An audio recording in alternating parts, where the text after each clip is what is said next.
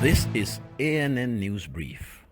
Kais Saied has won the presidential election in Tunisia. The state television reports 61-year-old Saied won with 76.9% of votes after getting more than 50% ahead of media mogul Nabi Karo, who was prosecuted for tax evasion and money laundering.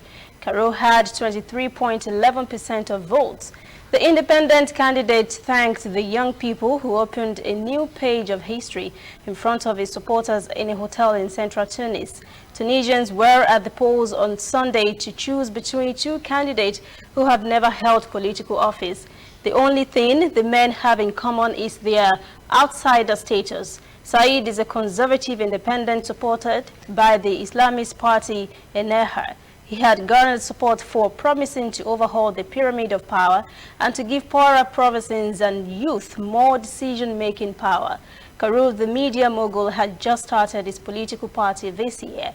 He campaigned on promises to fight poverty. Tunisia held its presidential election early because of President Beji Said Essebsi's death in office in July. Algerian protesters clashed with riot police during an anti-government protest in Algiers on Sunday. More than 1,000 Algerians are protesting against a draft energy law that is aimed at attracting foreign investors to assist the North African nation to strengthen its energy output.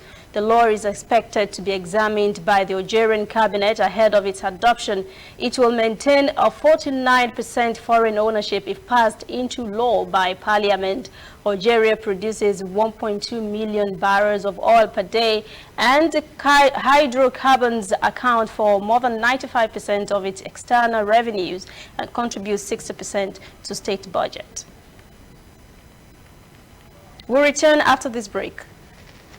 We are on the road every day, canvassing throughout Africa for news you really need. We follow this story everywhere, from every corner of Nigeria to the wide African expanse. We bring you what's making headlines. We connect you with news you can use. ANN, African News Network, in a truly African spirit. Health authorities in Democratic Republic of Congo say they will introduce a Johnson & Johnson Ebola vaccine next month to counter the current outbreak in the country's eastern provinces.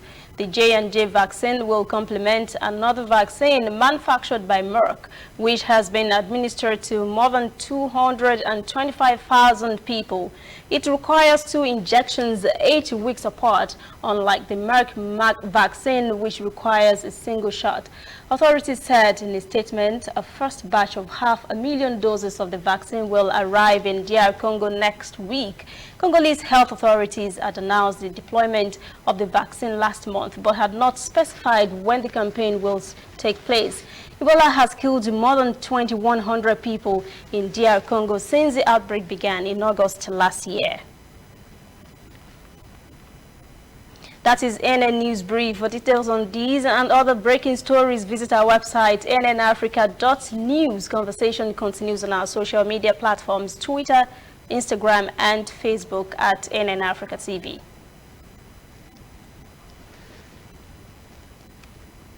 I'm Lucy Ademi.